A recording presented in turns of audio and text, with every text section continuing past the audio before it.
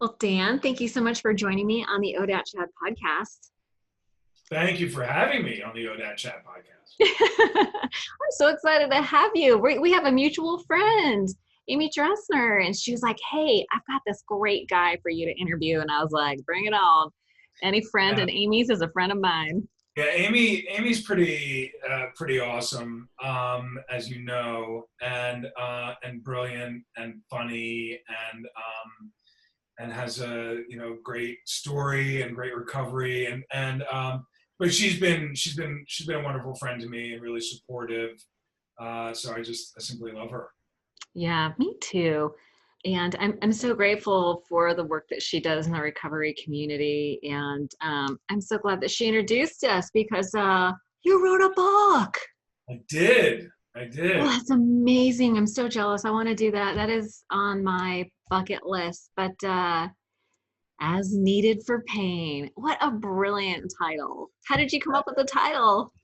Thank you. So, I started writing a memoir about my addiction to prescription painkillers, opioid prescription painkillers. And initially, as had written a few chapters, I had an agent who was, liking what I was showing him. He's like, "Okay, let's put a book proposal together and try to sell this. What do you want to call it?" And so the initial original title of the book was "This Should Explain Everything," because I felt like like so many people that are in recovery now, or so many people that are active addicts and alcoholics, they're hiding it from just about everybody around them. And that's what I was doing. So the idea of calling it "This Should Explain Everything" just sort of made sense to me. But as I got further and further along in the writing, I just, felt like "As Needed for Pain" really summed up so much of why I was using, what I was using, and it just sort of had a trueness to it. So every time I wrote it in the book, which I did a few times as I was writing, I just kept coming back to it. And so in the end, I reached out to my editor and said, I'd like to change the title. And she said, "To what?" I think expecting something, I'm sure it's like this idea of like, "Oh, I get this all the time. Okay, what do you want to change it She's to?" like, uh-oh. And I said it and she was like, "Done. That's it. That's brilliant. I love it. It's amazing." So "As Needed for Pain." It's a That memoir is of fiction. so good. So good. I love it. And that is so perfect for an opiate addiction, right? It's like you're supposed to be using it for pain, but Absolutely. sadly, some of us slide into addiction. Yes. Well, let's talk a little bit about your story. I know that you're 12-step oriented and you're familiar with sharing your story. I'm always so curious about people's family of origin, like what dad did for a living and the dynamics like siblings and things like that. So, do you want to start with family of origin? Yeah, of course. I grew up in Baltimore, and in a wonderful, loving, generous Aw. family. I am incredibly lucky, and I'm incredibly grateful for how lucky I have been. Um, my parents divorced when I was a baby, but my mom and stepfather have been married for 40 plus years. My dad has been a big part of my life, of course, always. And so I had the best of both worlds. I had a wonderful, loving father, a wonderful, loving stepfather, an amazing, loving mother, and an incredible brother, older brother. But I wasn't shy as a kid, but I was certainly a little awkward. I wasn't sporty. I wasn't, so I wasn't like a jock, and I wasn't incredibly social. I was the kid that wanted to come home from the sleepover before bedtime. I just sort of liked the comfort of being in my house and around my family. No addiction or alcoholism, at least to speak of or that I know of, in my family, and small but very close knit family. As I got older, though, as I entered into those sort of like awkward teen years, I realized that I fast realized that I was the younger brother of the town star. Oh, So really? my He was an brother, ath Was he an athlete? he was an athlete. He was an A student. He was unbelievably popular. He dated, nonstop, and had lots of girlfriends and had tons of friends, and had friends from all different elements of his life. He had his friends from playing sports, and his friends from school, and friends from summer camp, and he was just this, and still is, this like really sort of like well liked, well rounded guy. And just to be clear, I love my brother. I always have, he's my best friend.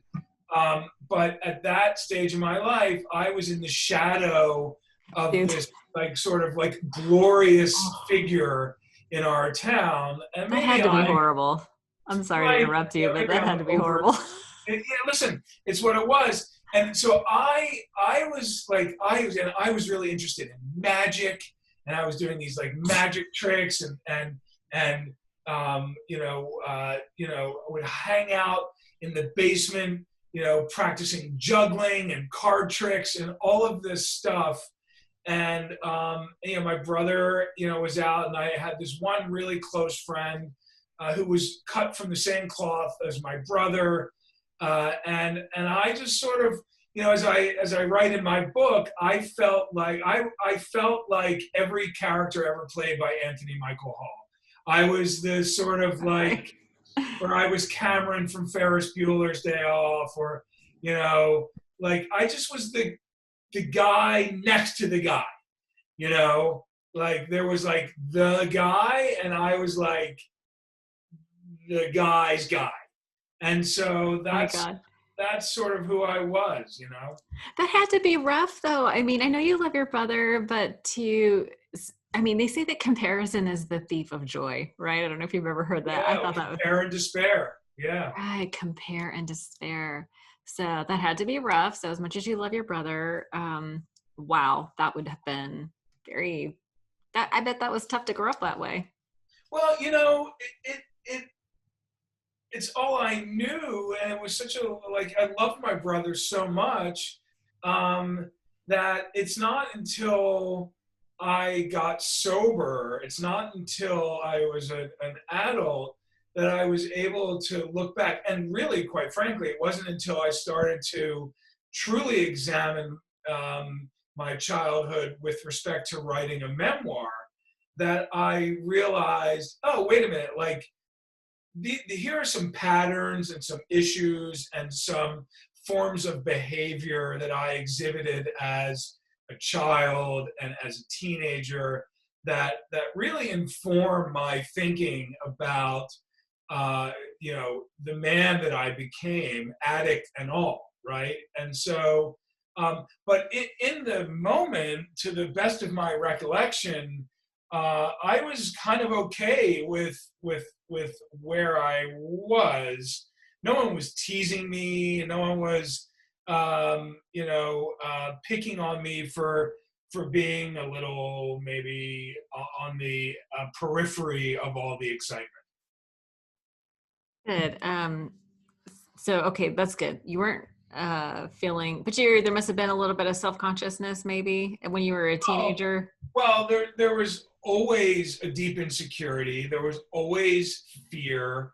Yeah. There was always a lack of sense of self. I never felt like one of the guys. I always wanted to be one of the guys, but Right. never truly felt like one of the guys. And uh, so there was certainly that, you know, and that feeling I felt from earliest, I recall feeling from earliest memories, straight up into adulthood.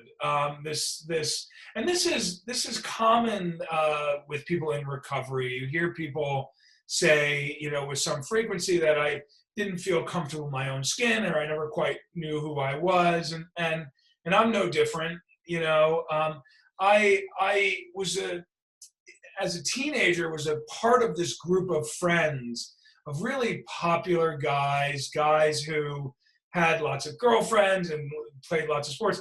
I was like, felt like the last American virgin as a teenager, and and so as I write in my book, like I felt like the keyboard player in a really popular band fronted by a couple guitar players, a great drummer, a bass player, and like the keyboard player, like, is the type of guy that could be swapped out of the group, but people would still go hear this band in concert because all the main guys were still there.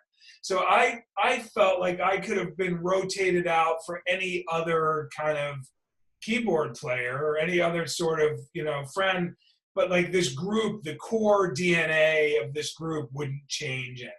And that's my own insecurity. That's my own stuff. Like, these were lovely, wonderful, fun, guys who were good friends, but I didn't see the value that I brought to anything.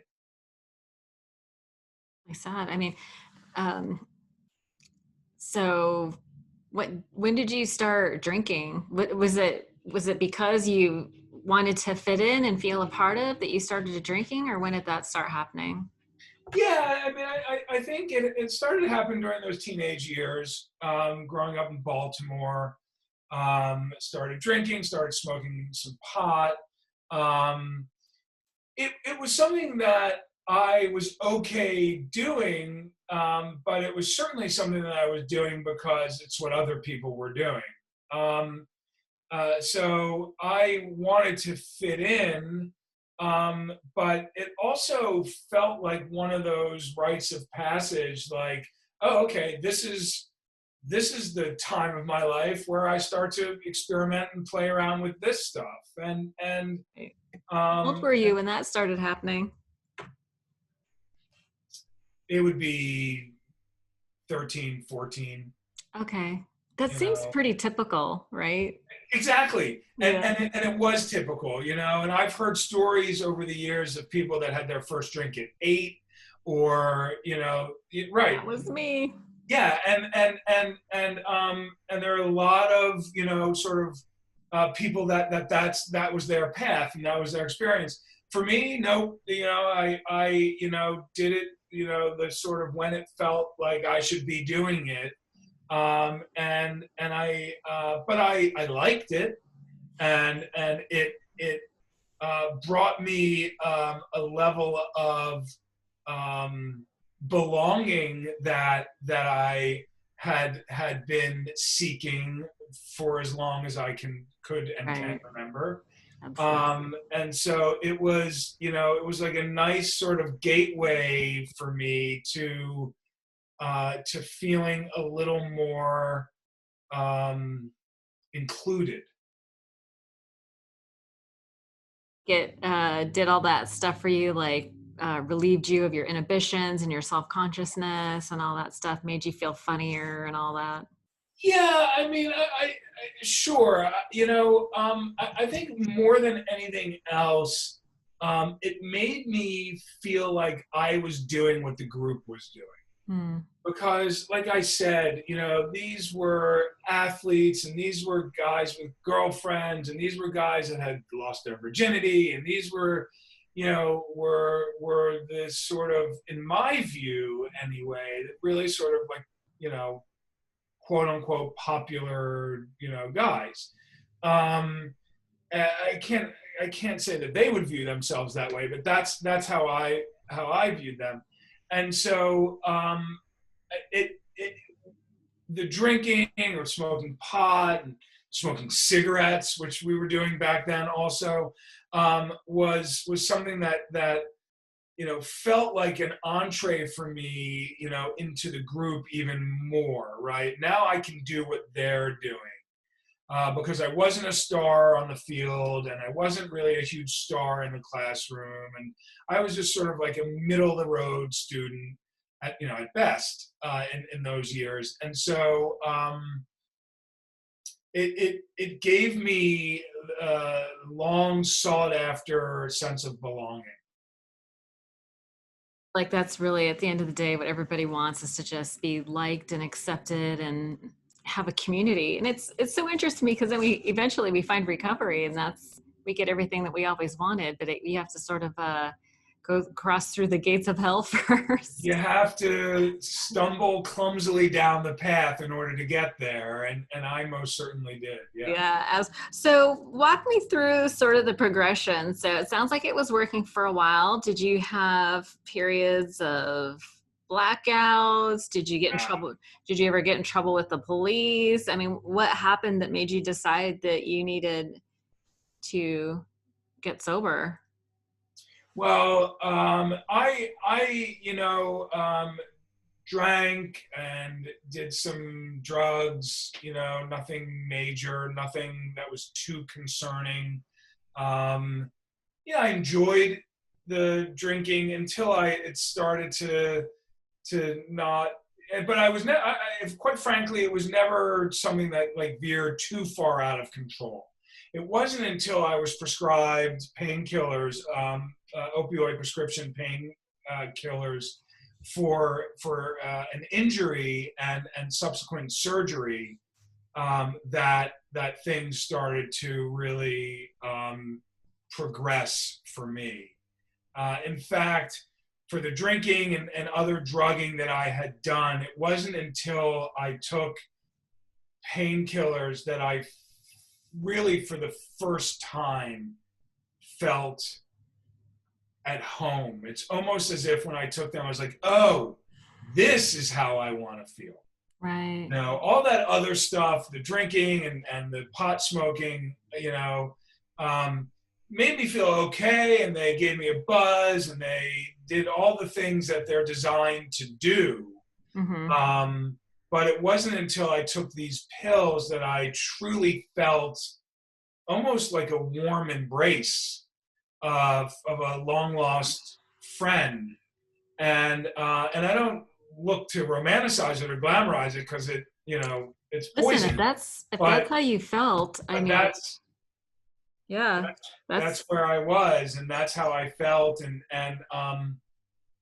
So what was and, I'm and sorry to interrupt you. What was your injury that you had to have surgery for? so I super common story. I injured my back, and I Oh, did it in a back pain. foolish way, which I'll tell you about in a second. But I injured my back and had to have back surgery, and these drugs were prescribed. This was in the late 90s. This is well before an opioid epidemic, and well before people viewed the abuse of these drugs as a crisis. Um, I was in my mid 20s. I was living and working in New York City. I was out with a group of friends and meeting up with some other friends in an office building in Lower Manhattan. And this elevator door opened, and one of the friends that we were meeting came off with a number of his colleagues who happened to be women. And I thought, I need to impress these women. Uh-oh. And I mean, this is that speaks to the power of my insecurity, right? And I decided in that moment, having never before in my life attempted to do a cartwheel, to do a cartwheel. And so I did a cartwheel, thinking, oh, they would think, who's this goofy, funny, cool guy? Just like such a, lapse of any real judgment whatsoever. And I did this cartwheel and fell and really had a crash landing on the marble floor of this office building and really hurt hurt myself. And was introduced as a result to these painkillers, and sometimes people can look at their life or look at the course of their life up until present day, so up until this conversation. I can say that single event in my life, that cartwheel, forever changed the course of my life Wow. in truly immeasurable ways. That foolish thing that I chose to do, as if that would impress anyone, as if I needed to impress anyone in that moment, that choice that I made um, changed the trajectory of my life and has brought me to this conversation right now. Right. Yeah, that's amazing. Okay, so you must have had some sort of tear, or did I you did. I had a ruptured disc. a ruptured disc? Okay, and so you had to have surgery for that. So when did you realize after started, like they give you a ton of medication typically after these things, right? Like they give you a bunch of medication, you're taking the pain meds. At what point did you realize that like you were addicted? Yes. So first of all, you're right. They certainly back then would just like write huge prescriptions for these things and just give them to you pretty easily. I well, I think I can answer your question. I'll answer it two different ways, or I'll add a question. When Okay. did I become addicted, and when did I realize I was addicted? Because Oh, those are at separate times, right? got it. Good distinction, So yes. first comes becoming addicted, and I think that happened relatively quickly. These drugs, anyone that takes these drugs habitually over a period of weeks, even if they're taking them as prescribed, will develop a dependency on them. Okay, and there's a difference between a dependency and an addiction, but you'll develop a dependency on them, and meaning your body will start needing them, and not unlike nicotine. That like after a while, or caffeine, really, even for that matter. And so very quickly I became dependent on them, and very quickly I started to abuse them. So it was probably a couple weeks after my surgery. I was feeling okay. I was not in pain. I went to put the pills, acknowledging to myself that I was no longer feeling the pain, in my back. I went to put the pills away in the medicine cabinet in my apartment in New York City, and took a step into the bathroom to put them away, and looked at the bottle and thought, you know what? I'm just going to take a couple, and did.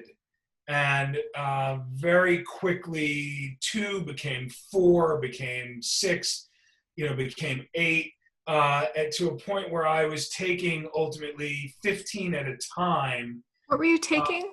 I was taking a number of things initially, and what I'm speaking of right now is extra strength Vicodin, or what's referred to as Vicodin ES. Okay. And so that's a combination of the active ingredient of Vicodin, which is hydrocodone, and acetaminophen, which is essentially Tylenol. Uh, So I was essentially, in addition to taking all these opiates, I was taking like 15 Tylenol at a time. And I was doing this pretty much like four times a day. So I got to a point where I was taking 60 Vicodin a day.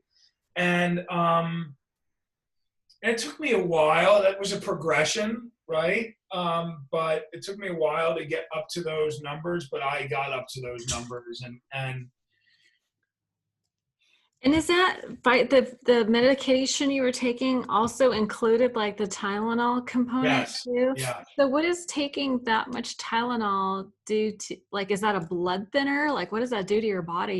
It really, I learned obviously after the fact, and I'm incredibly grateful that I'm healthy, and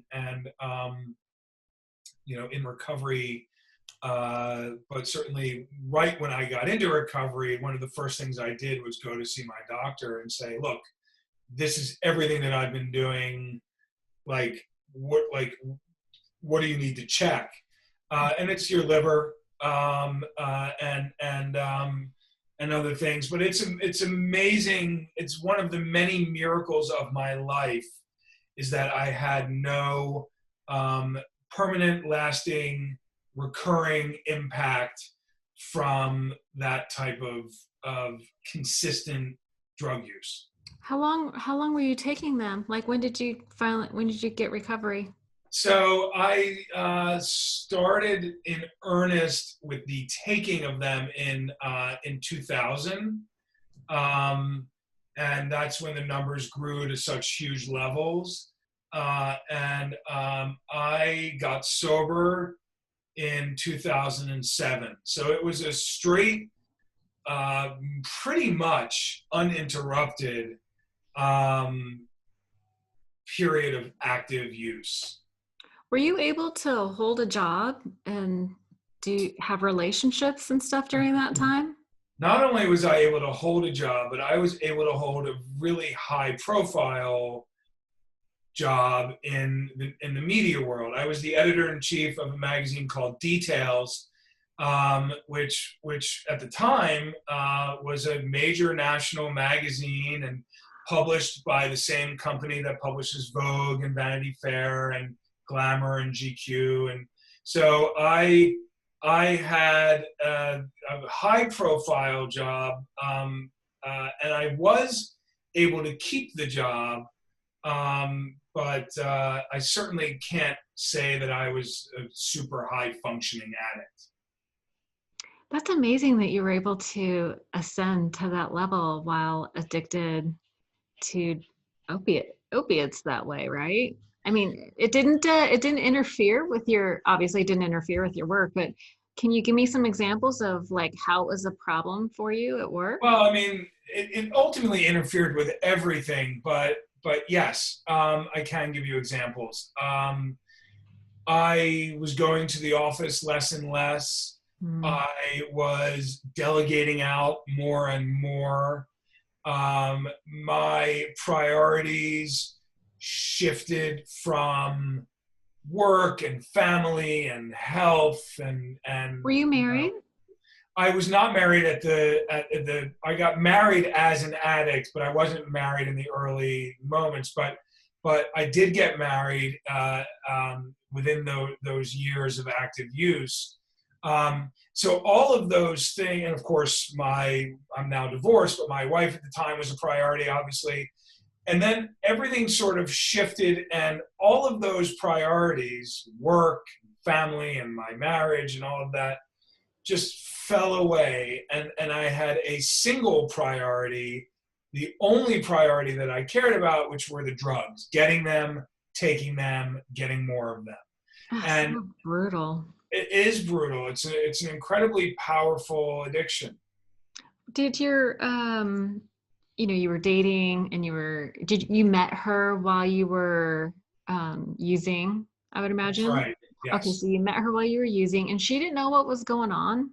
No, I don't think anyone around me really knew what was going on. And listen, we protect our secret, right? And we do whatever we can to protect our secret. And if that means distancing ourselves from people who suspect we have a secret, we're going to do that. And if that means gaslighting people who really think we have a secret, we're going to do that. Because as I said, I had one priority. That's all I cared about. I did not care about anything else in my life. And so if my addiction, if I had to sacrifice relationships, family relationships, um, uh, for the sake of protecting the addiction, I did it, and I did it without a moment's hesitation.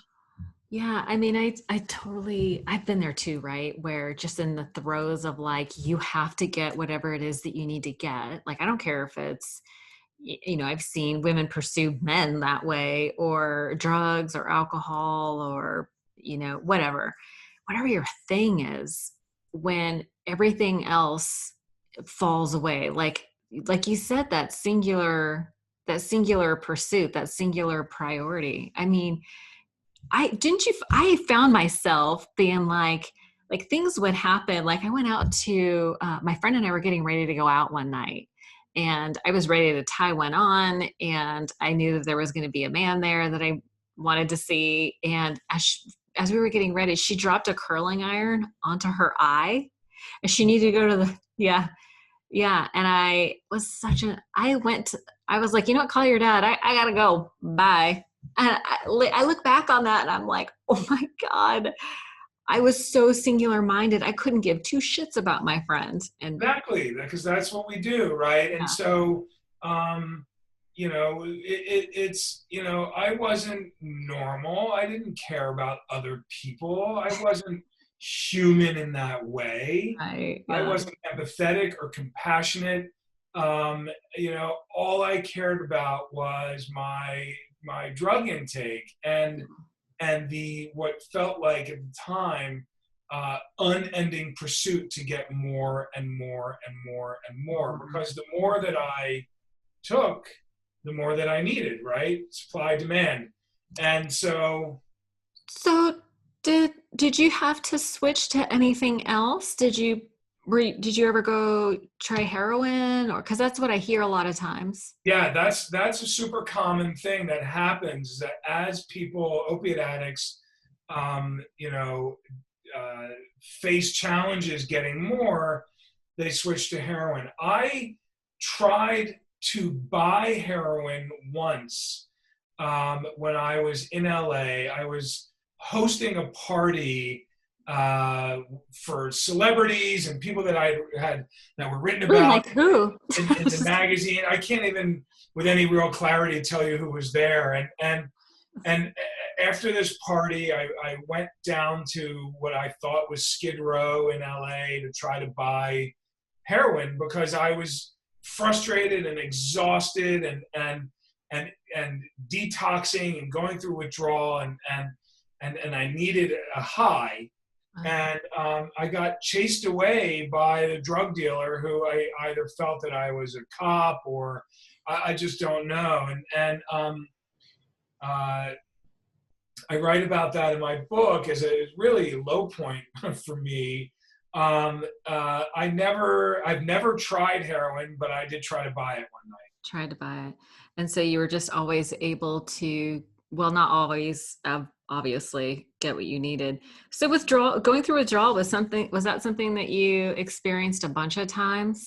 Yeah, I mean, more Anytime time. you couldn't get what you needed, you would go through withdrawal. That's exactly right. I hear And it's so terrible. it's every portrayal of it that you've seen in movies is pretty accurate. It's just awful.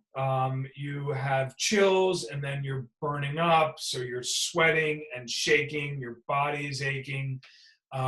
You or can't sleep.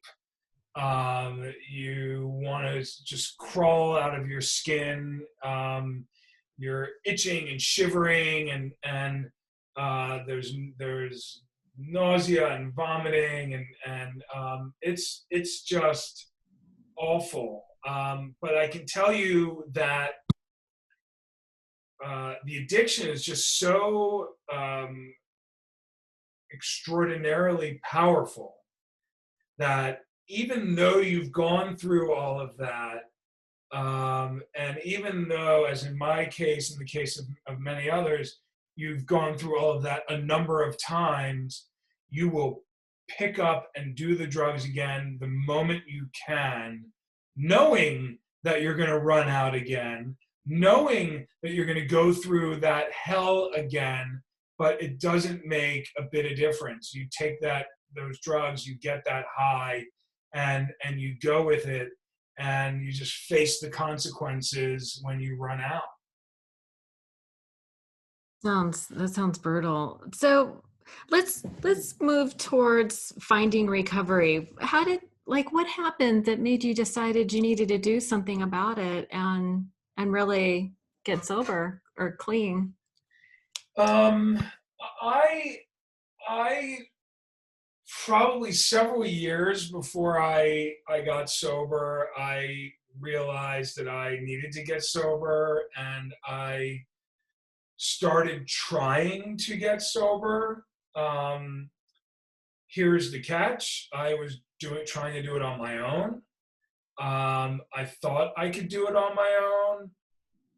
That doesn't Uh, work out too well, does it? no, it really doesn't. But everybody has to try it. Absolutely. If that's what you want to do, then do that. I don't recommend it, but I thought I could do it. I thought I was smarter than everybody else. I thought I was smarter than the addiction, and I could outfox it. Because this is the thing. We are really like there's this extraordinary these juxtaposing forces that live within addicts.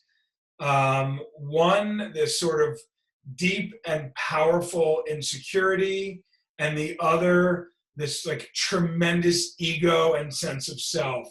And both of these forces existed in me. Yeah. And so the one Have side, you, I'm sorry to interrupt you, but have you ever heard of that being the egomaniac with the inferiority complex? exactly. That thing, right? Yeah, Yeah. I feel exactly.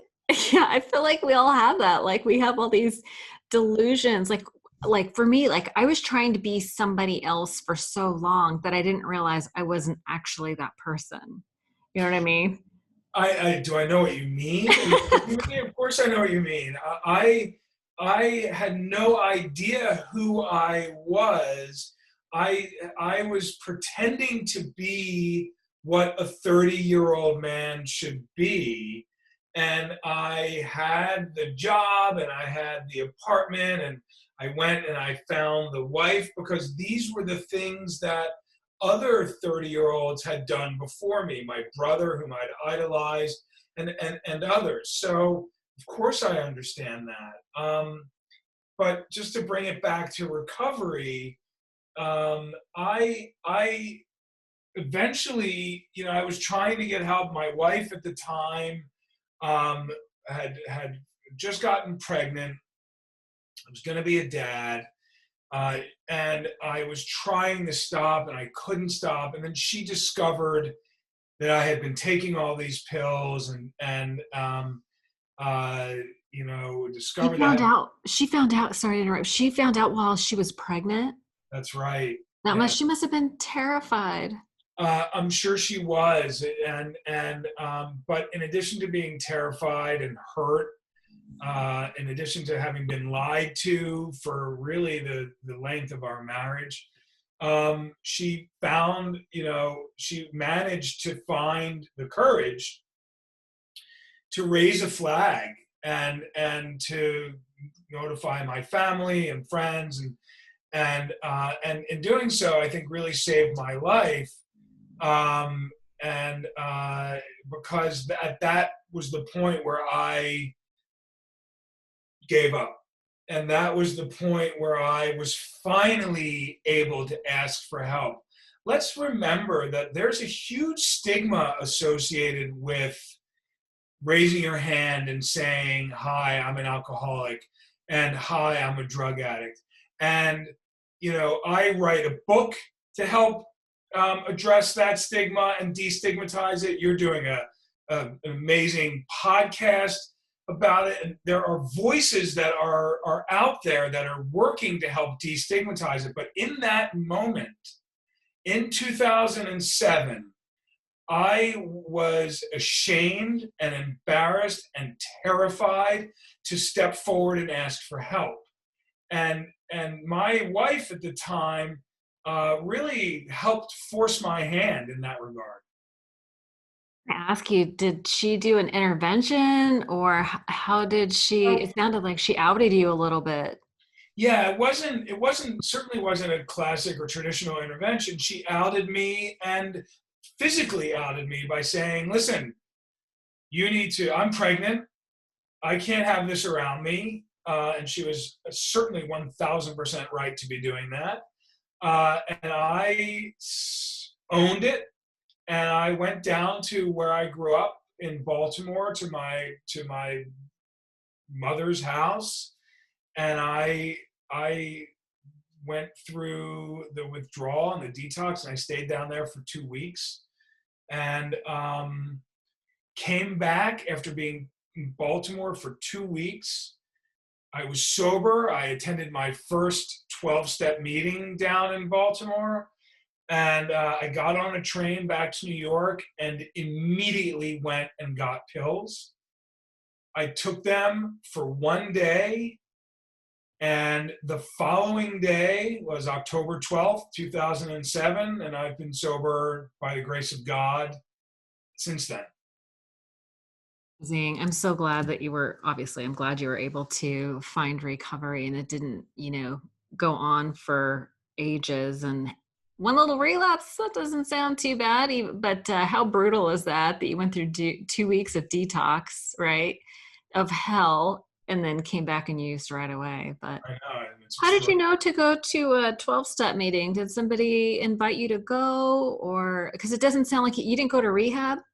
I did not go to rehab. When I was down in Baltimore, a family friend, someone I'd known for a long time and loved for a long time, and had loved me for a long time, um, disclosed their status as an alcoholic, and an alcoholic in recovery, and she said to me, "Come with me. There's a meeting. It's starting in 45 minutes." And I said,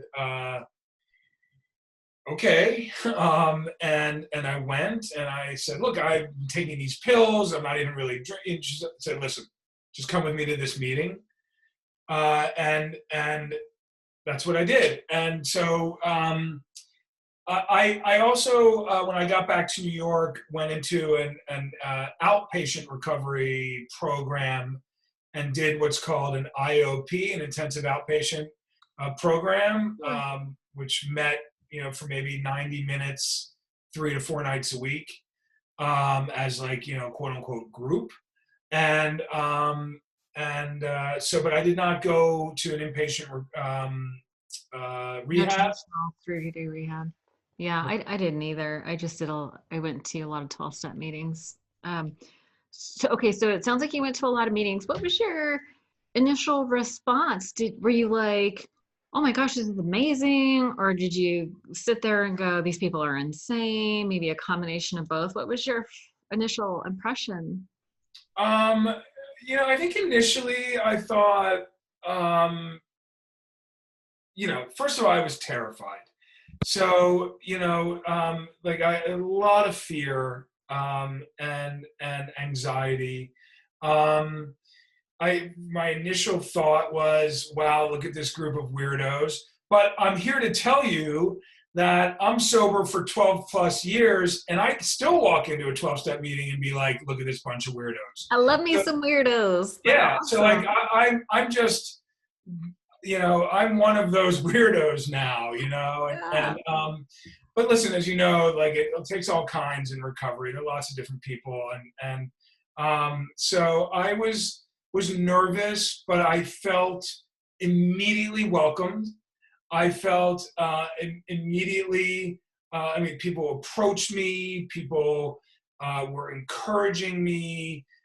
People were offering their support.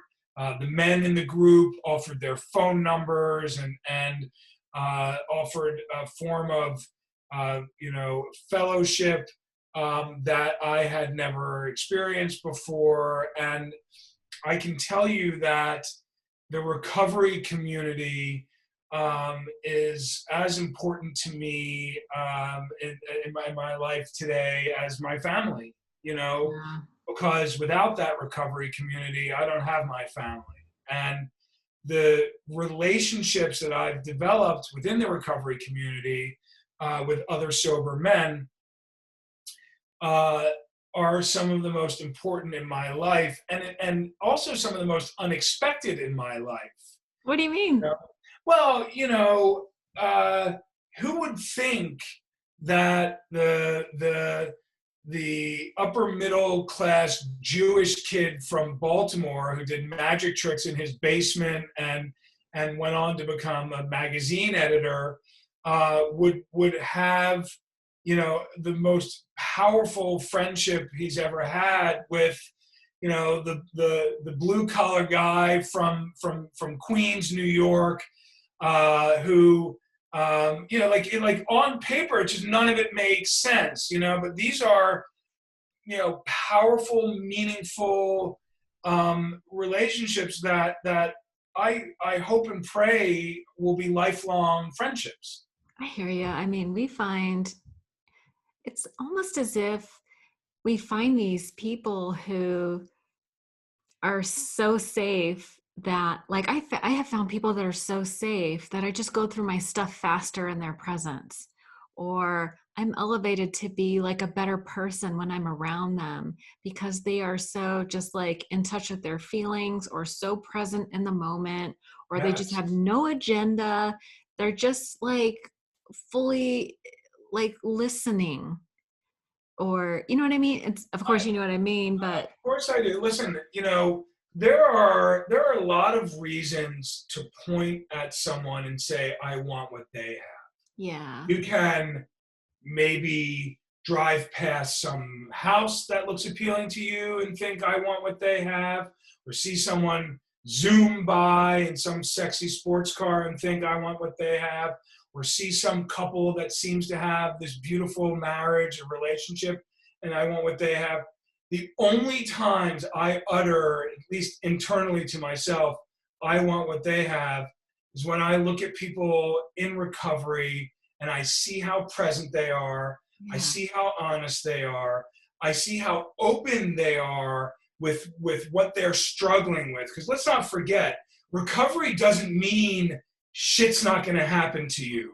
Recovery doesn't mean you're not going to struggle. Recovery doesn't mean bad things aren't going to really put themselves in front of you. But when I see people in recovery that are navigating those things in a healthy, honest way, I look at them now, today, still sober for 12 years, and I say, I want what they have. That's what I want because they are addressing conflict in a healthy way. They are addressing fear in a healthy way. They are expressing health issues or joblessness or marital problems or whatever the case may be in a healthy way. And for me, at the end of the day, that's what I want. I try to practice it. I have all the tools around me. I don't always do it to the degree that I should. I sometimes flip out or lose my shit or find myself feeling self pity or even for a moment find myself looking at that house or You're that still car. human? What the? Exactly. Hmm. And so, Get it but together, man. I do my best, you know, I do my level best. Yeah. And these people that I have these unexpected relationships with, probably know more about me than anyone else in my life, Yeah. and I'm probably more honest with them than Mhm. I am with anybody else in my life.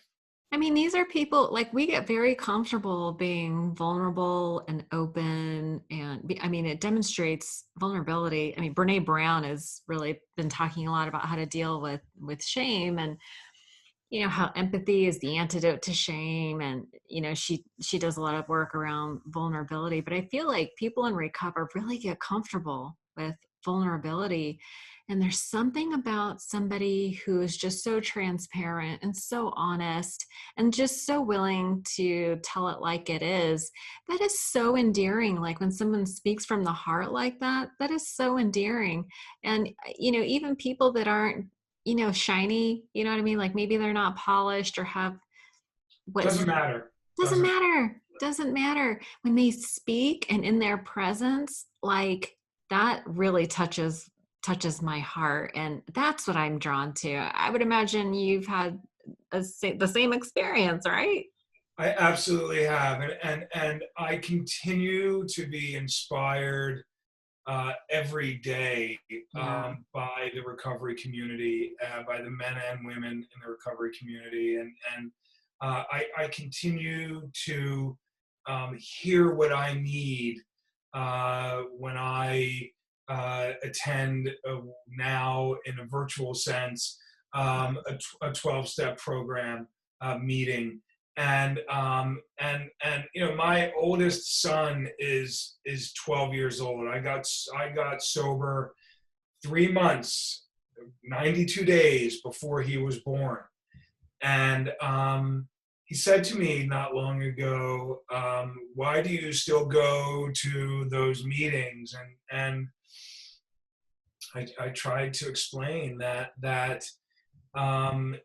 people in those meetings, whether they're struggling, whether they are trying not to drink just for that day, whatever the case may be, whether they drank or did drugs the day before and they're in that meeting, are helping me stay healthy in ways that are really difficult to explain. Of course, they're helping me from picking up a drink and a drug, um, um, and that's wonderful. But in addition to that, they're helping me um, keep my head on straight. They're helping me stay healthy. And really, I think more important, you know, than anything other than the not drinking or drugging is they're helping me remain grateful for what I have, and they are reminding me to stay grateful for what I have. Yeah, I think gratitude is one of those tools that we practice that is so I I think it's so understated, but it's so important. It's such a powerful tool, practicing gratitude. What would you say are some of the tool you mentioned tools? What would you mention as some of the tools that you use today? Well, let's start with gratitude since we were just talking about it. Uh-huh. Gratitude is incredibly important to me. And when I start to feel like forces are against me, if I start to feel some self pity, if Right. I start to feel like I'm, you know, I should have that, or what, I will turn to gratitude, or I'll do my best to turn to gratitude, Yeah. and just take a minute and be grateful for what I have in my life. And so I do a gratitude list with other men in recovery. It's a sort of reply all email that Oh, 10 okay. of Like a us, group text kind of a thing? exactly, like a group text. So certainly, first and foremost is gratitude. Um, Restraint of pen and tongue is something that's really, or now these days, restraint of pen, tongue, and thumb. And You social know, media. I if I feel myself, if I feel the desire to lash out, if I feel like anger building in me, where I want to like say something that's hurtful, I will do my best. I'm not always successful, but I will do my best to hit pause on that for a second and see if I can't kind of work through it before I do something that I may regret, or I may embarrass myself, or I damage a relationship in some way. So When you say work through it, I think it's kind of important to sort of be specific about what that is. So, are you writing? Are you talking to a friend, like I airing it will out with someone else? I can do one of a couple of things. I will either get on the phone and talk it out, usually, but not exclusively, with someone else that's in recovery. Right. Um, I will take a moment to also try to look at what's making me so angry, you know, because I have to. I will, before I lash out. If you're going to lash out at someone, that's usually associated with blame. It means that Yeah. I'm going to be looking and pointing the finger at someone else. And so I will take a second and be like, okay, what have I contributed to this? Why am I feeling all of this welling up in me? Why is this a Good. trigger for me? Does this have anything to do with the person that I want to attack right now? And I will, kind of look to break it down that way, and I'll look to understand it in that moment. Um, Ooh, the magic of the pause. That's Magic of a pause. I will also say, and this may require some explanation, it may not, but breathing is is really important to me, and it kind of goes hand in hand with the pause. Um, I will take a minute, and I will take a deep breath in, and I will take an exhale deeply, and I'll do that a couple of times. And someone in recovery told me once, when I was sort of struggling with the concept of prayer. Mhm. Um, he said, "Look, man, just like, do you believe in faith? Do you believe in some sort of spiritual connection or higher power?" I said, "I do." He said, "All right, well, let's just call that faith, okay?" And he said, "What is it inside of you that you feel like gnaws at you the most? Is it insecurity? Is it anxiety?" And I said, "It's fear." Mhm. And he said, when you start to feel that fear ramping up, take a second, take a deep breath. And when you take that deep breath, think faith, faith in.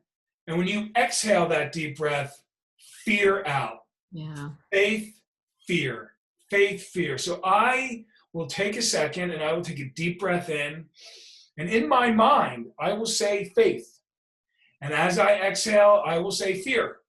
And it just calms me down and helps me get back to an even keel.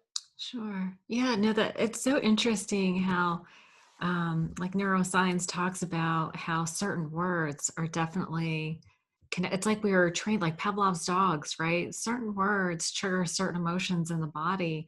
So that's so wise to, focus on, you're focusing on faith and then releasing fear, Yeah. right? Which is that's a very powerful tool. Again, subtle and free and easy to dismiss, but so powerful. What about, do you have like a daily morning practice that you use to help you sort of maintain that emotional stability, the emotional sobriety, as they say? I do, and if I'm being honest, and I try to be honest, I will tell you Just that lie to me. it's it should be more of a daily practice. Mhm. But most days, again, not all, but most days, I wake up with gratitude, and well, that's not true. Most days, like most people, I wake up maybe grumpy, a little tired, restless Yeah. night's sleep. And then, My kids need something immediately, right. but I will Yeah. take a minute to find gratitude. I will take a minute for prayer.